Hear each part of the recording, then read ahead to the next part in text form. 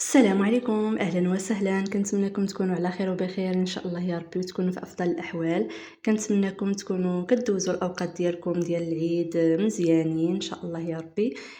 مرحبا بكم معايا فيديو جديد ووصفة جديدة. اليوم إن شاء الله غادي نشارك معكم طنجية المراكشية في الكوكوت. بصراحة نديرها غير في الكوكوت وكتجي زوينة بزاف وكتجي بنينة وكتجي معلكة.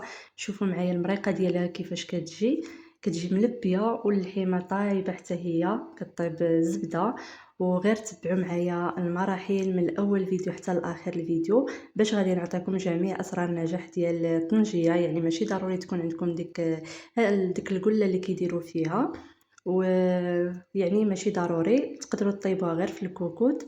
وانا غادي ندرجها معكم ان شاء الله. خليكم معايا مع المقادير والطريقه ديال التحضير.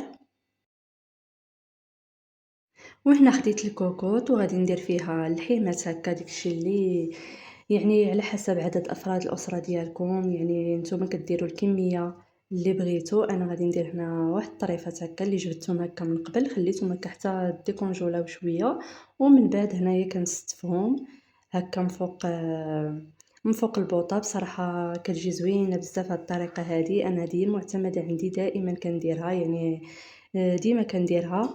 يعني ما كنحتاجش انني يعني ماشي ضروري يكون عندك ديك الفرناتشي ولا تديها الفرناتشي. تصوبوها غير هكا في الدار وكتجي زوينه بزاف. المهم هنايا كنحاول انني كنثبت داك اللحيمات هكا في الكوكوط، ومن بعد غادي ندوز ندير التوابل اللي غادي نحتاج فيهم. درت معلقه صغيره ديال الكمون هكا مطحون، ولا الا ما كانش عندكم مطحون تقدروا ديروا حبوب. ومن بعد غادي نضيف معلقه صغيره ديال القزبور يابس، حتى هو صراحه كيجي زوين بزاف في هاد الوصفه هذه. وفي نفس الوقت هو ما كيخليش يعني الا كليتو اللحم ما تضركمش، هو حيت سريع الهضم. وهنا غادي ندير كاضافه غادي ندير شويه ديال السكينجبير. هما ما كيديروهاش ولكن انا بصراحه بغيت ندير شويه، درت غير واحد نص معلقه. وهنا ضروري كنقولوا الطنجيه، ضروري كنقولوا السمن.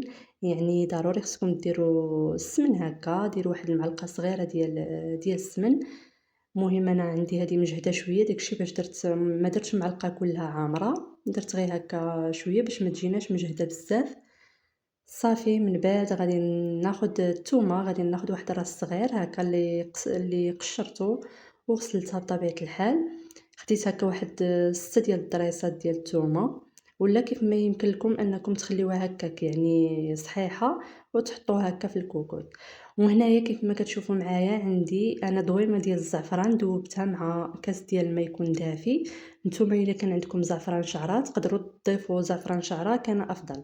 انا حيت ما متوفرش عندي داكشي باش درت الدويمه ديال الزعفران. المهم نتوما كديروا داكشي اللي كان عندكم متوفر في الدار. وهنا غادي ناخذ واحد نص كاس ديال الزيت، خليط ما بين الزيت البلديه والزيت الروميه. يعني ضروري ديروا الزويته.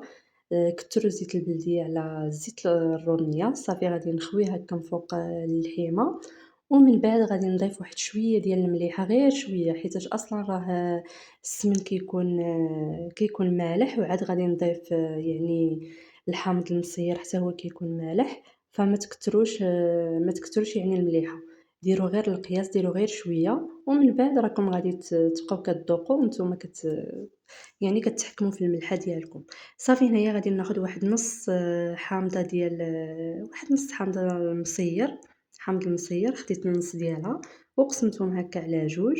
صافي هكا كنبدا كنحرك الكوكوط غير شويه باش هكا دوك التوابل اللي لتحت يعني ما يبقاوش لاصقين لتحت، يتحركوا هكا وبالتالي ما يتلصقولكمش من تكون كطيب هكا الطنجيه ديالكم.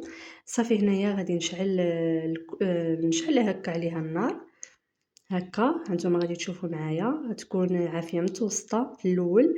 يعني غادي نخليها حتى كتطلع فيها هكاك الغليه. هانتوما غادي تشوفوا معايا. عاد من بعد غادي نغطي عليها هكا، نخليها واحد 5 دقائق هكاك حتى ل7 دقائق على ما تطلع فيها الغليه. ومن بعد عاد غادي نضيف يعني غادي نغطي عليها الكوكوط.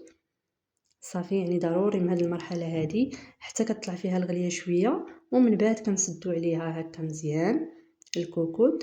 وبطبيعة الحال كديروا الصفارة وكتنقصوا عليه عافية مهيلة. يعني ضروري ما خصكمش يعني نهائيا انكم تجهدوا عليها، حيت الا تجهدتوا عليها راه ما غاديش يطيب لكم اللحم، وبالتالي غادي يبقى لكم هكاك قاصح وغادي تنشف لكم. يعني ما تزيدوا حتى قطره ديال الماء من غير داك الكاس د الماء اللي فيه زعفران شعره ولا الدويمه ديال الزعفران. هذاك هو الكاس الوحيد د الماء اللي درت. صافي هنا كيف ما كتشوفوا معايا من بعد ما غلات ليا الكوكوط غادي نقص عليها العافيه مهيله. ها نتوما شوفوا معايا. انا تعمدت انني نصور لكم العافيه.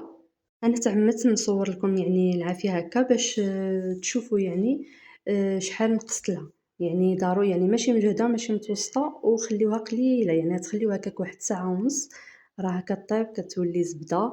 وصافي هذا هو يعني ها هي طابت. نشوفوا معايا المريقه كيفاش كتجي رائعه وكتجي ملبيه.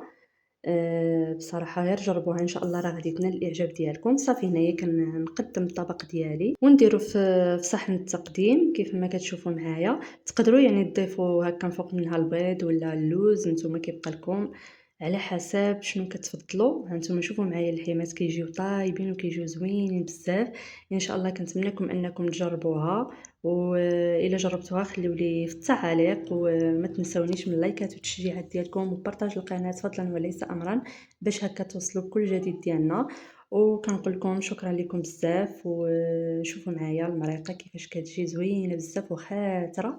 واما المذاق راه خصكم حتى تجربوها عاد غادي تحكموا. دائما كنقول لكم جربوا الوصفه عاد غادي تحكموا على المذاق، وراه الصراحه كتجي زوينه بزاف. وكنقول لكم السلام عليكم.